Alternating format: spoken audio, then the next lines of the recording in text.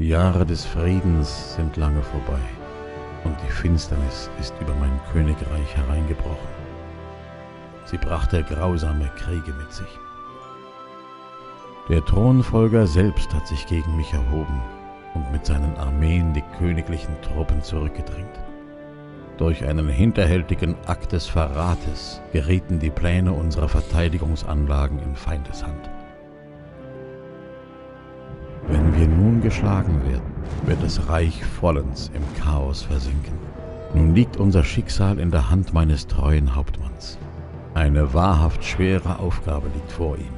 Vielleicht kann er das Blatt ja noch wenden und meinen missratenen Sohn in die Schranken weisen. Wenn nicht,